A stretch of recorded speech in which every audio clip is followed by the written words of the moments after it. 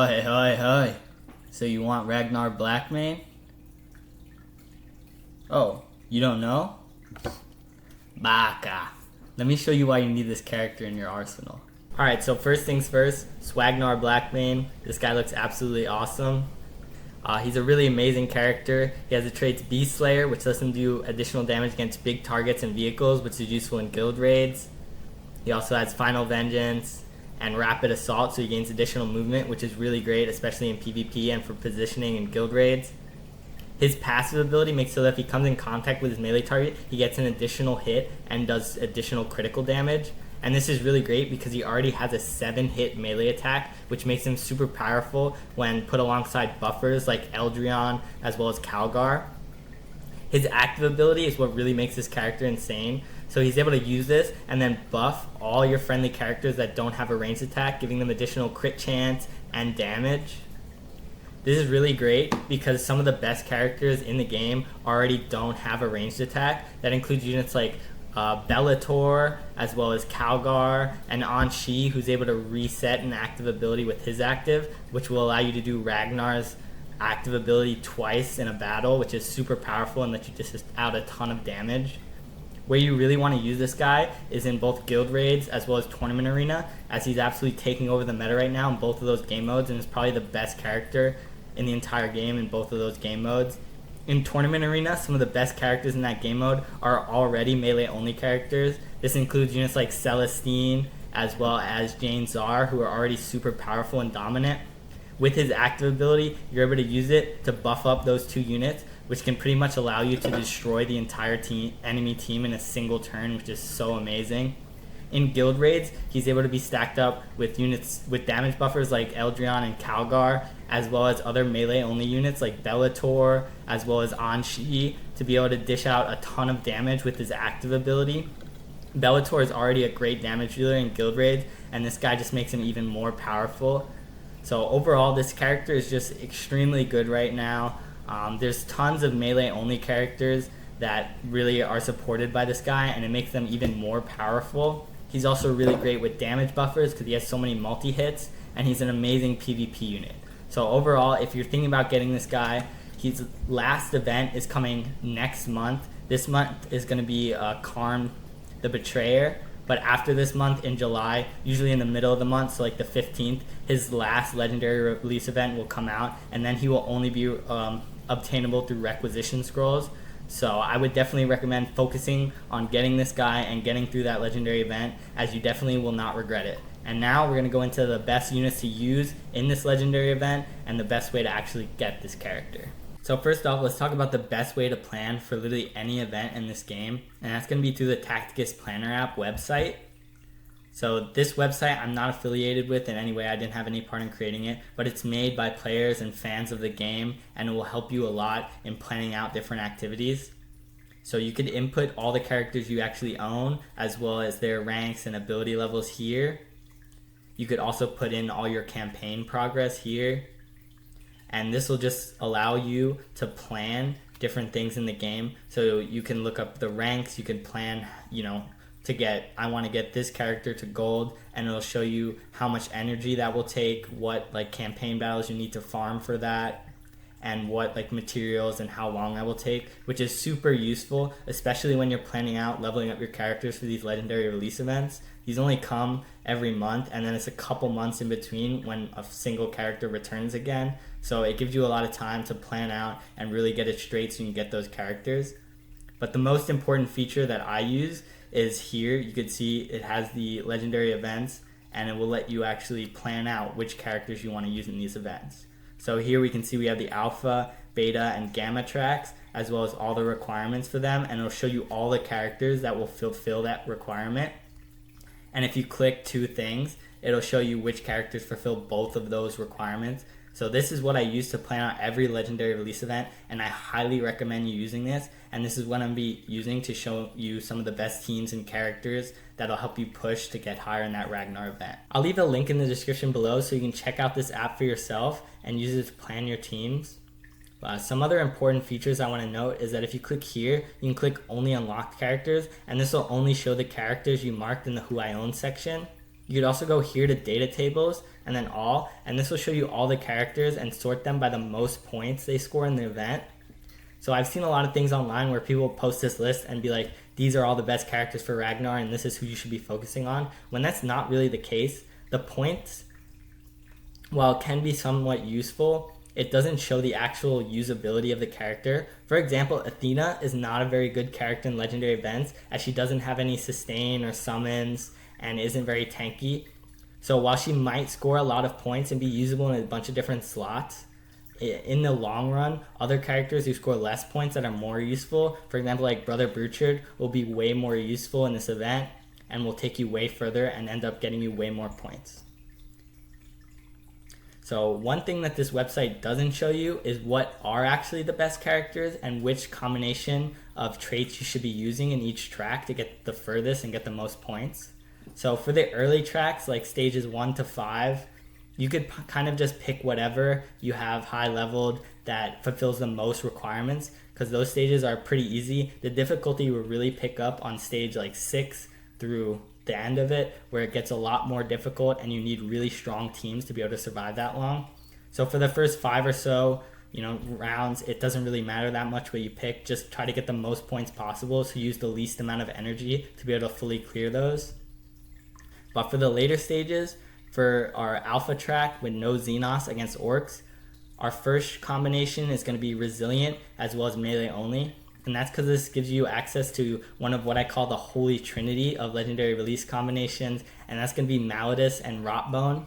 These characters are super powerful, especially together. Malleus does splash damage on his normal melee attack, which lets him kill up to 3 enemies each turn. He's also super tanky. Same with Rotbone, super tanky, and he's also the only chaos healer, which makes him super useful. These characters are pretty much good in every release event, so that's why I call them like the Holy Trinity. It's one of my combos. There's 2 other ones that we'll look at soon. So we're gonna want to use Malleus and Rotbone here. If you don't have Rotbone yet, you should be able to get him by the time the Ragnar event comes up, as long as you've been using all of your Guild War shards to buy his shards in the shop. Keep doing that until Ragnar comes out. Hopefully you'll be able to unlock him. He'll unlock it epic, so he'll be pretty usable immediately, which is really great. And if you watched my videos before, I told you to buy those Rotbone shards, so if you didn't, then you should have watched the video first. Alright, after that, the one I'm going to be picking is going to be Corrodius. Corrodius is not an amazing unit, but he is pretty useful in these events alongside Malleus and Rotbone, and that's because 1, he's chaos, so Rotbone can revive him if he dies next to him. And also, his passive ability gives additional movement to adjacent chaos units. And Malleus and Rotbone are both Death Guard, so they have weak movement, which allows you better positioning. His active ability is also decent. It's kind of just like a big oops button. So as you get down the tracks, as you get into the later rounds of a battle, he will summon a ton of enemies, and every time they kill a ton of summons, and every time they kill an enemy, they'll get another summon. So it's kind of just an oops button. If you're starting to lose ground and you're getting overwhelmed, you could press that and hopefully be able to clear out a bunch of enemies at once. The other characters in these tracks are not that great. I would focus on Malleus and Rotbone and then a bit into Corrodius. You could also use Arjak here. He's pretty decent, as well as Azkor, who's the new character. He's also pretty decent and helps buff some chaos units, which makes him good with Malleus and Rotbone. But the other 2 are not very good, and you don't really need those characters to succeed here. I would focus primarily on Malleus and Rotbone, just getting them as high as you can, and if you have Corrodius, you can give him a little bit of love too. For these legendary events, to be able to actually clear them and get the legendary character, what you're going to want is at least a couple of super key gold characters, so like Rotbone, Malleus, and then some of the other key characters we'll talk about soon, as well as a good roster of silver characters. So you're using pretty much all silver characters at least in each track, and that'll help you get far enough to, I think you need to clear completely track 8 to be able to get the character free to play, and that reduces if you spend money to buy the bundles. If you want to buy the bundle, don't buy the flat one that gives you Blackstone and the coins. Buy the one that gives you additional coins when you get coins. That one will get you further in the event. Alright, for our next combination, what we're going to do here is max 3 hits as well as ranged. Here we gain access to a lot of really good characters. First up, we have Abraxas. I've talked about Abraxas a lot. He's one of the best characters in the entire game, and that's because he can dish out a ton of summons in a single turn. And these summons are really good and can kill multiple enemies on their own each turn. So as long as you're able to pump up his active to get these summons tanky enough to be able to survive a while, they'll be able to clear out a ton of enemies for you. Next, we have Archamados. Archamados is a really great character, especially in combination with Abraxas, because he's also a Psyker, and his passive ability will last through the entire game, so you'll be able to get summons each turn from his passive, which makes him super useful in the long run. Some other good characters that we have here are Tangita. Similar to Abraxas, he's not a Psyker, but his regular attack gets you a summon each turn, and if you combine that alongside Actus, who's going to be our next character, Actus can heal him and let him use his regular attack twice, so you can get 2 summons each turn from that. Summons are really useful for, one, clearing out enemies, as well as soaking up damage for your team. So typically the AI will target the summons before they'll target your characters, which basically just gives your characters more health because they have to kill the summons first. After that, there's a lot of good choices for your last character. I think those 4 are probably the best. I would say Ahriman, he's a really good one if you have him, because his active ability is a psychic AoE, and it'll reset every time he kills an enemy with his basic attack. So you can use that every other turn, which is super useful. Who else is really good? We have Brother Burchard. I've talked about the Mark 10 Gravis all the time. It makes him super tanky, and he also does an AoE with his normal ranged attack, which is super great. And Commissar Yarrick, he's also pretty tanky. He has resilient, and he also gets some summons. So one of those characters would be good. You can use Abaddon. He's like an alright character. I'm pretty sure he has Terminator armor and resilient, so that's a decent one. You could also just use another Psyker like Varro if you want to just focus all on the Abraxas summons at the start.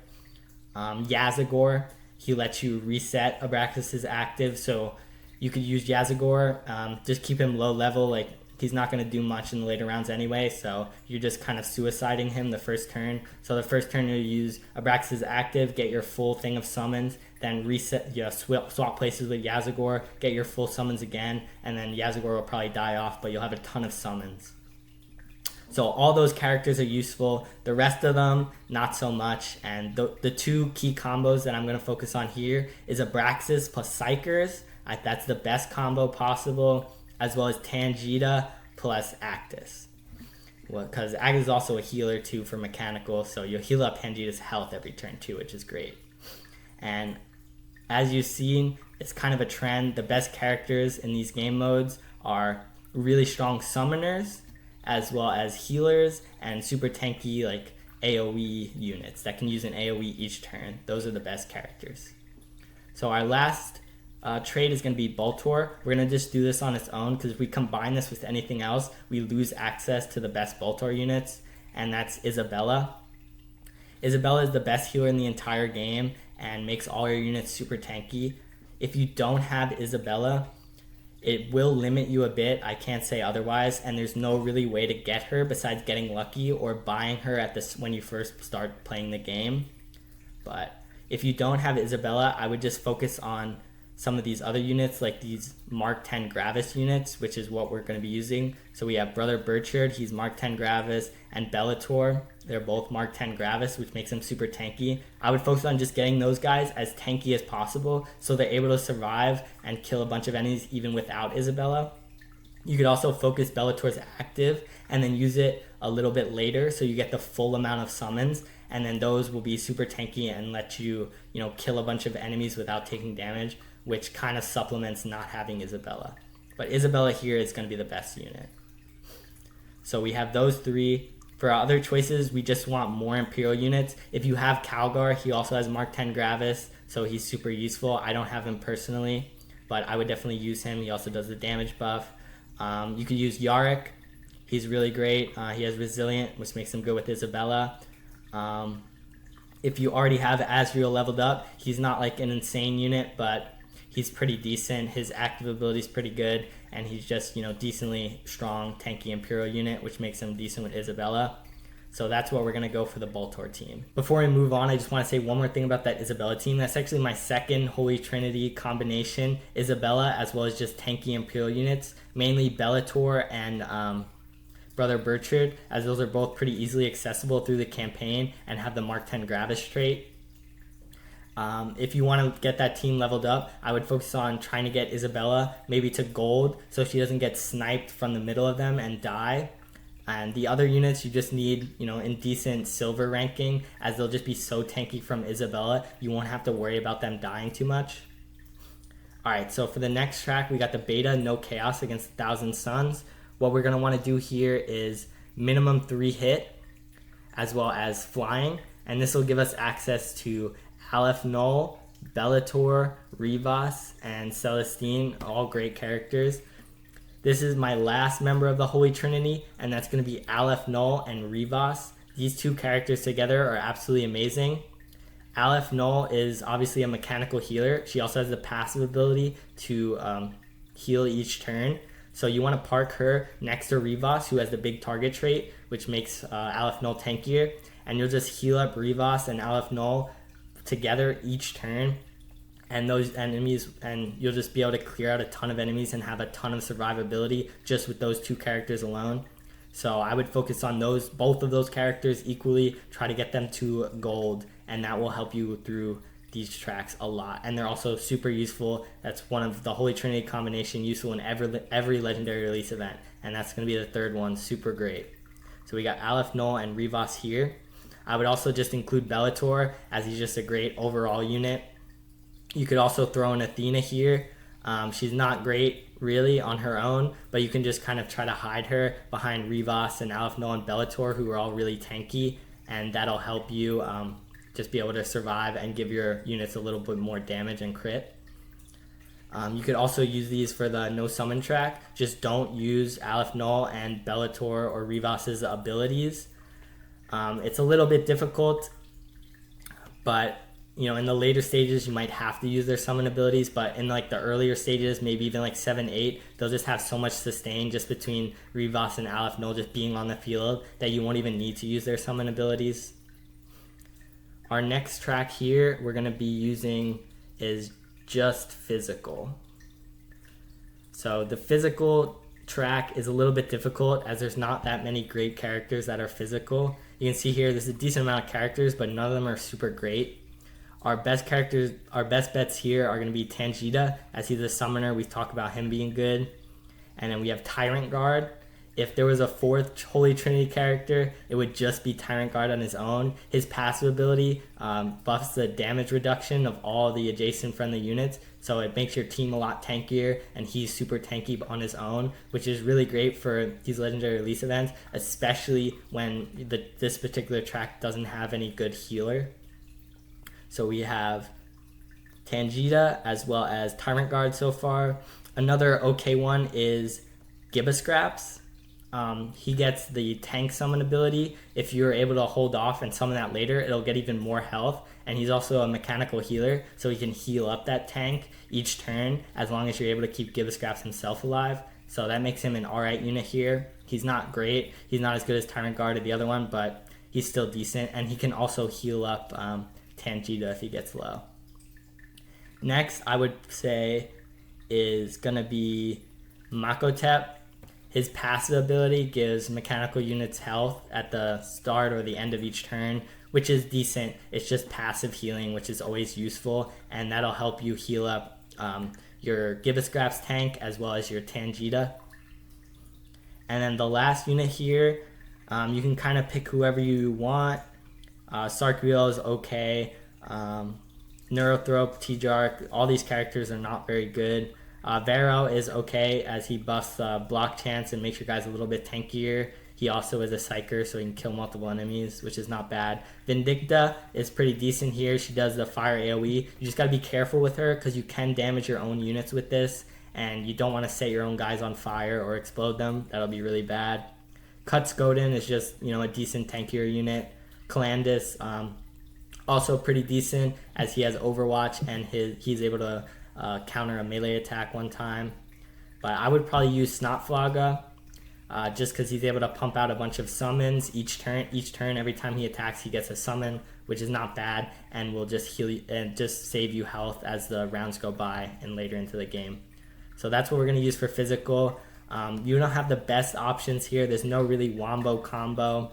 There's some minor synergies, but it's nothing crazy. This is going to be one of the more difficult tracks, so I wouldn't focus on like trying to get this team as high as you can, as it only fulfills one requirement.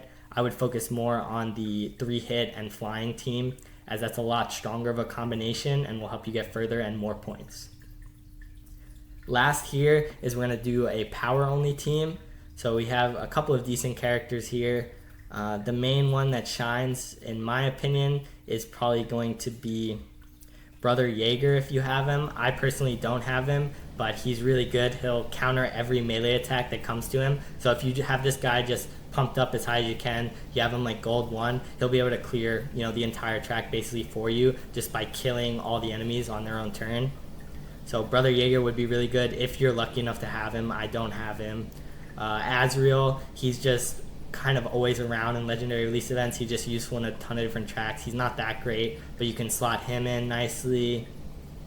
We also have Celestine and Calgar if you have either of them. We also have Helbrecht and Mugen Ra. All those legendary characters are decent here if you are lucky enough to have any of them. But our second best unit here that you probably do have is going to be Brother Burchard. As I talked about, he's super tanky and does the ranged AoE, which is great. We also have Commissar Yarrick again.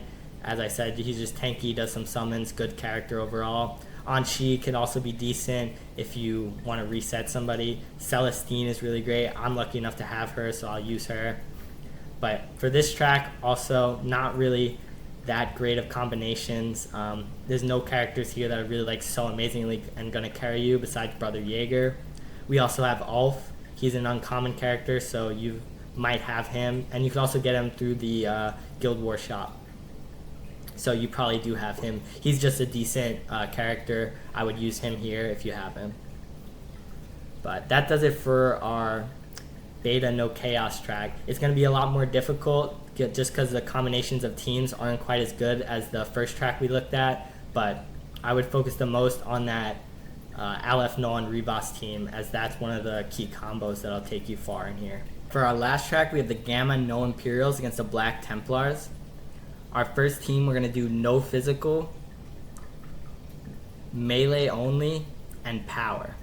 And this gives us access to one of the Holy Trinity that I talked about. We got Malladus, as well as Rotbone, and we also get the addition of Angrath, who's an amazing unit.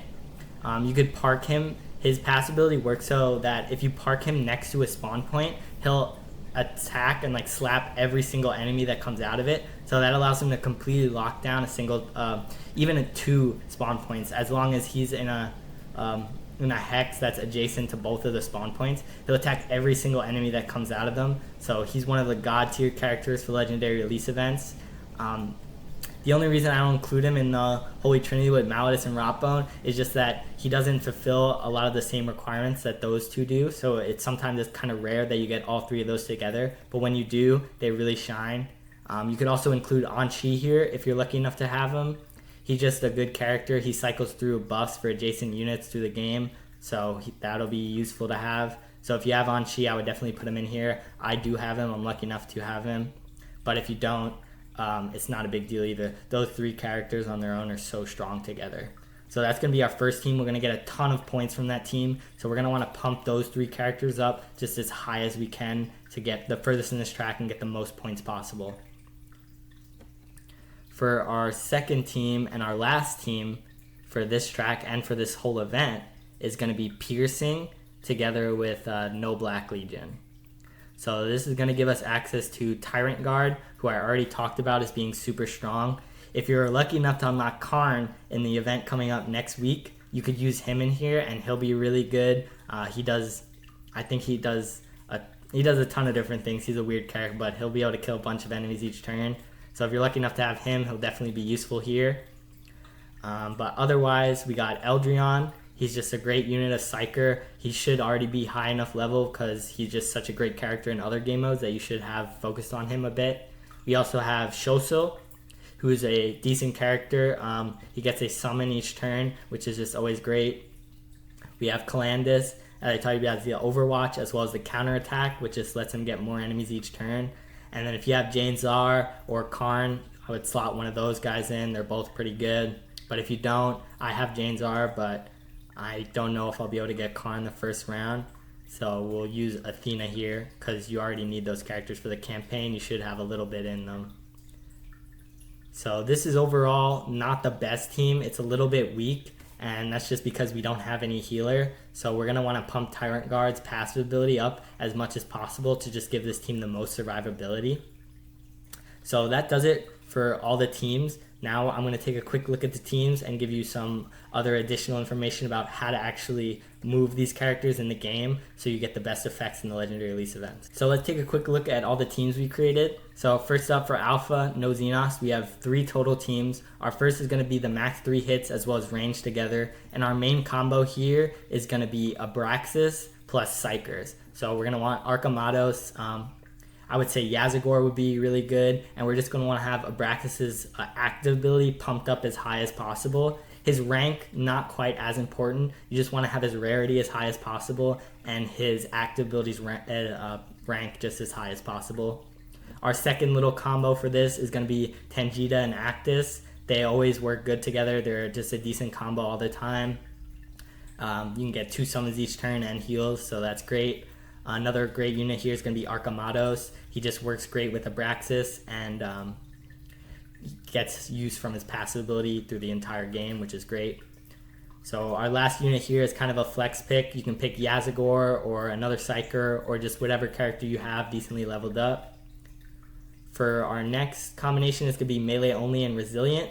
And our key characters here are Malladus and Rotbone. We're going to want to pump up their rank as high as possible. Their ability levels aren't quite as important. You want to have Malladus, Rotbone, and Malladus' passive abilities leveled up a decent amount. But other than that, they're not really important. They work more off their rank because it's their normal abilities that you can use every turn that are the most important. So you're going to have both of those characters as high you can get them, preferably to gold. And then your last picks for this are just flex picks. I think the best one would be Corodius, and then you can slot in whoever else you want. You don't need 5 characters to do a track. Like for me, I'm just going to be using these 3, and that should be good enough as long as you have them high enough leveled. But you don't need to have a full 5. So if you have 2 that are super weak or you don't want to use, that's totally fine. You could just go with the 3.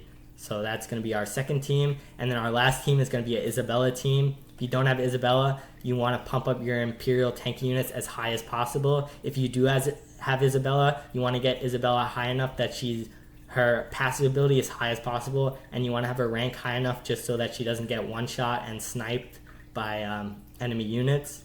And then the units surrounding her can be a bit lower leveled because Isabella will just make them, so immune to damage. So those are going to be our teams for the Alpha No Xenos track. For the Beta No Chaos, our best team here is going to be no summons, minimum 3 hit, and flying. It's going to be Aleph Null and Rivas as our Wombo combo there. You want to have both of those characters' ranks and abilities super high. For this particular instance, you're going to want to focus on Aleph Null's passive ability, the healing ability. For the campaign and stuff, I know a lot of people say that ability is not that useful, but for Legendary Release events, her active ability is not even close to as useful as her passive, so you're going to want to focus on her passive. You also want to have these 2 characters as high as you can get them in rank, so they're extra tanky, preferably gold 1 on both Aleph Null and Rivas. So that's our main combo there, and we have Bellator as just a supplemental good unit, and then we have our last character who is just kind of whatever. She's not that useful, but she'll give some buffs to your other units if you just keep her hidden and don't put her out there because she probably will get one shot. And then you could just slot in whoever else you have that fulfill these requirements. It doesn't matter. For our next team, it's going to be the physical. And we're going to have Gibboscraps, Makotep, Snotflaga, Tangita, and Tyrant Guard. Our main important characters here are just going to be Tyrant Guard and Tangita. The rest, these 3 are decent, but you can kind of just slot in whatever will work best for you, whatever you have the highest rank. But you want to have Tangita decently leveled up with his passive ability so that he can get really strong summons out. You could probably get him to gold just so he's a bit tankier because you're not going to have any healing here. Tyrant Guard, I would focus leveling his passive as high as possible so you get the most damage reduction.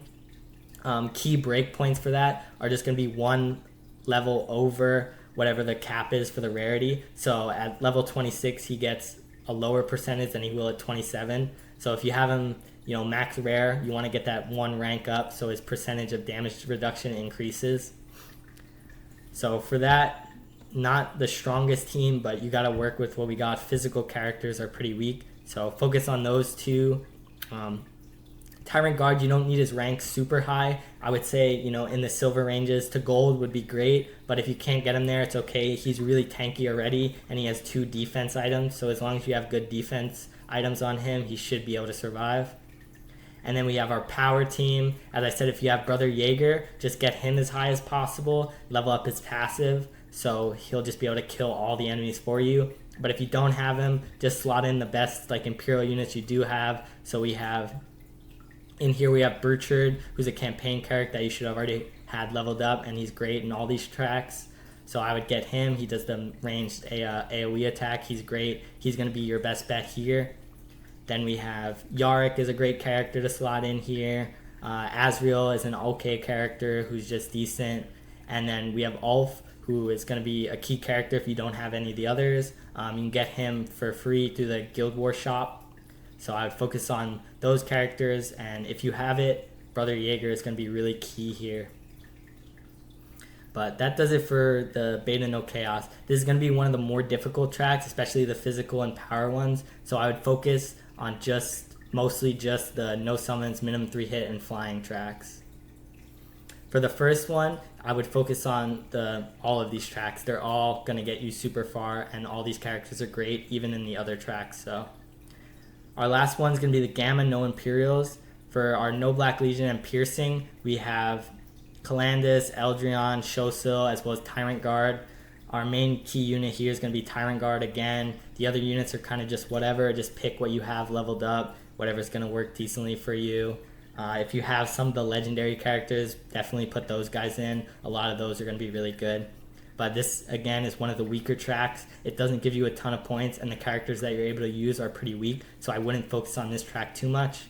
Where I would really focus a lot of your effort is going to be in the no physical, melee only power track, because you get access to 3 of the best characters in Legendary Release events. So you get Angrax, Malladus, and Rotbone. You want to focus on those guys as much as possible. For Malladus and Rotbone, you want their rank as high as possible. You want to get them to gold, hopefully. And for Angrax, you want his rank as well as his passive ability leveled up, because his passive is what triggers when he's next to the spawn points and lets him smack them all. So you want to have that as high as possible so he's actually able to one-shot those units. So that does it for our teams that we created today. As I said, if you don't have some of these characters, just slot in the best characters you do. But from what I've seen, and I've tried tons of different combinations, these are the best possible combinations with the best possible teams to get you the furthest you can in this event. Focus on the key characters I mentioned, getting them to gold, and some of the key abilities I mentioned, just getting them as high as possible. And now we'll go over a couple of quick instances of how to actually use these teams in the game and what that might look like, because there is some strategy involved to actually playing and not just picking your team. So let's get right into that. Alright, so now that we're in the game, we can see the characters that I've been focusing on. You see, just as I said, I'm using pretty much the same exact teams that I just constructed for you guys, and I'm trying to get the characters I mentioned as high as possible. So hopefully I'll be able to get Ragnar this time around. I got to 200 out of 400 last time, as my characters were pretty low level back then. I only had silvers, and you definitely want a couple of gold characters to be able to really get there. So let's showcase some of the teams I talked about. I'll just do it in arena so I can mix and match different factions together. So our first team is gonna be Isabella, as well as some Imperial units. Like, those two are the best ones, and they're pretty easily accessible. I don't have Calgar, but he's gonna be the best there too. We can also just slot in Azrael and Yarick because I have them. And what you're gonna want to do here is see we have like a little corner right here. We're gonna want to put Isabella in a corner Then we're going to want to have our tankiest units up front. We'll have Burchard here, and then Bellator here, and then watch as the enemies attack. See, I just get so much healing that it doesn't even matter. And you see, this makes Yarg super useful is because he actually has a resilient trait. So even though he's silver 2 and he almost died there, his resilient trait got him to 1 health instead, and then Isabella immediately healed him up. And then we'll just, heal up whatever character's the lowest. And our Isabella's at gold 1, so she's tanky enough. Even if she gets shot by a ranged character, she won't just die immediately. Because if Isabella dies, this whole team pretty much crumbles. So you just let the enemies go. You use their basic attacks each turn, and just clear up the enemies over time. And so that's how this team works. And then I'll just use all my abilities to clear up the enemies. So what you really just want here is to get Isabella up against the wall, surround her with tanky Imperial units, and then just get to work as they come to you.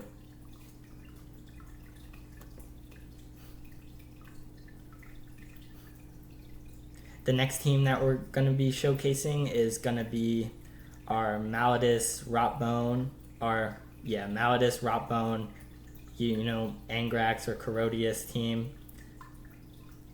So we'll just clear this. We got Angrax, Rotbone, Malleus. So let's pretend this Malleus right here is a spawn point. If it's a low enough level that I know my Angrax isn't going to die immediately, I will just summon him as close as possible to that spawn point, and then just work my way over with Malleus and Rotbone to just get there as soon as I can. This is PvP, so obviously they're going to die, but the principle is still the same. And I would just slowly work them together, keeping them next to each other. So whenever Malleus takes damage, I could heal him up with Rotbone until I get next to Angrax, and then I'll have both of those guys next to Rotbone, and I'll be able to clear out with Angrax, clear out the spawn point, and with Malleus, clear out anyone who gets through the spawn point and heal both of them up with Rotbone. So that's how that team's going to work.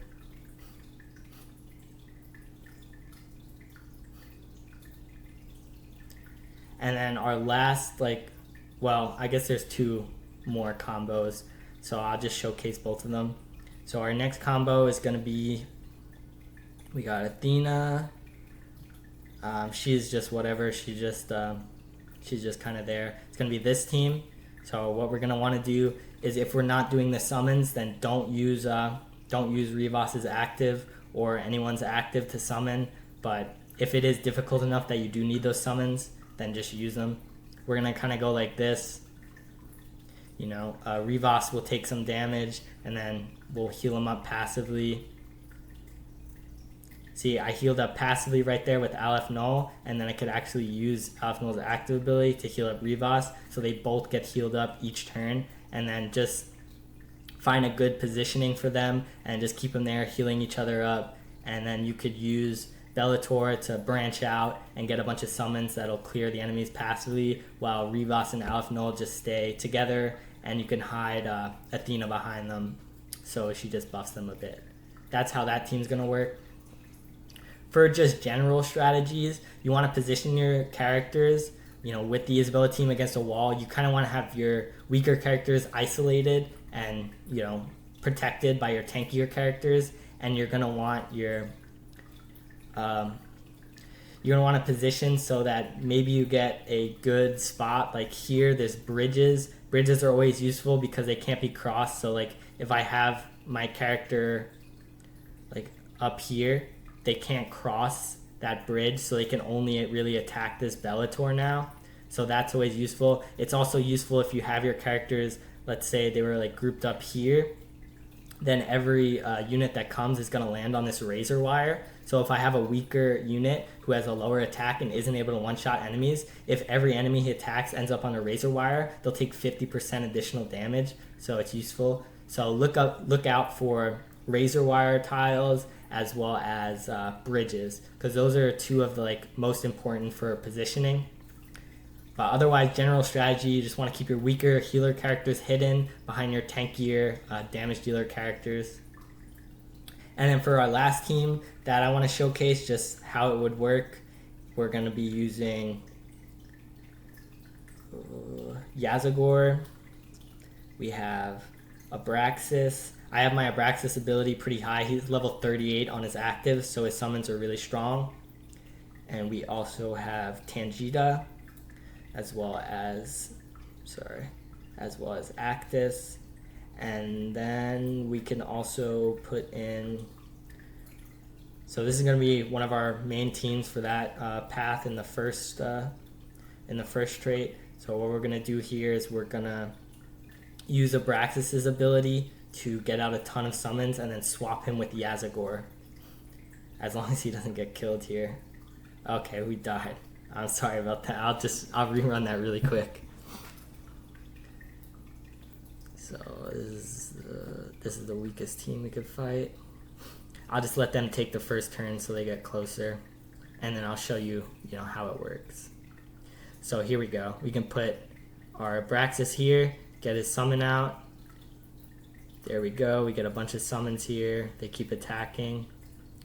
And then we can go like here, for example, swap with Abraxas. He'll get another summon, and then he'll get that. And then we have Abraxas free, so if there are more enemies, I'm not quite close enough with the Archimatos to hit this guy with the psychic attack, but then we can get another full round of those enemies for the psychic attack. And then watch, these guys will just absolutely go to town. They all do AoE damage. The pink car is a psyker, so he can double hit, and these guys do that dash ability that goes through multiple enemies, and just like that, super easy, super great. And with Tangita and Actus, I'll show that quick. This is another really great combination. They just work so well together. So I'll just wait for the enemies to get a little bit closer to us. Okay. My Actus isn't super highly leveled up. He's kind of the unit that you want to hide in that particular instance. You want to hide him behind Tangita, who will be highly leveled. But these guys are pretty weak, so I'll just show you against these guys. So we'll get Tangita up here, Actus behind him, and hopefully our Tangita will survive here so I don't have to do this shit again. Okay, so here we attack with Tangita, we get a summon, we can go back, heal up Tangita, attack, get another summon. And that's just the basics of how it works. And those are the main teams you want to focus on and the best characters. The legendary events are pretty difficult, so if you're newer to the game, I wouldn't, get your hopes up for clearing the event and getting the character. If you're like on the fence or the border, like I am, like I know if I keep focusing on my character, I should be able to unlock him free to play, but I definitely will be able to unlock him if I just buy one of the packs. So I can't say if it's worth it. It's your money, but if you really, really need this character, then just buy one of the packs. You'll probably be able to get him even with just a full roster of decent silver characters. One thing that I forgot to mention that I just want to say really quick is that Aleph Null at high enough ranks can completely solo entire tracks on her own. That's because of her living metal trait, which restores her health each turn, and she's also a mechanic, so she can heal herself. If you're able to get her to a high enough rank, so at least diamond, with a maxed out either epic defensive item or a leveled up legendary defensive item, she will be able to out heal all the damage she takes and kill enemies one by one each turn. And with this, you can clear entire tracks, and this is super useful. But you need to have this character really high rank, and I can't really recommend that for a newer player, as I think it's much more useful to just level up some of the other key characters I mentioned to gold first. But if you are a late game player and do have this character really high rank, I can definitely recommend this as a super useful strategy for the later rounds. But overall, I really hope you enjoyed this video or learned something new. If you did, please be sure to like, comment, and subscribe. I read all my comments. If you want to help me out, you can use my refer a friend code right here in Tacticus. You'll get 100 free Blackstone, and I'll also get rewards as you level up.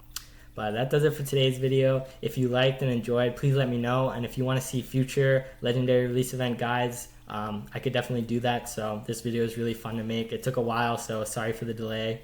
And I hope I see you guys in the next video, and hopefully you have Ragnar.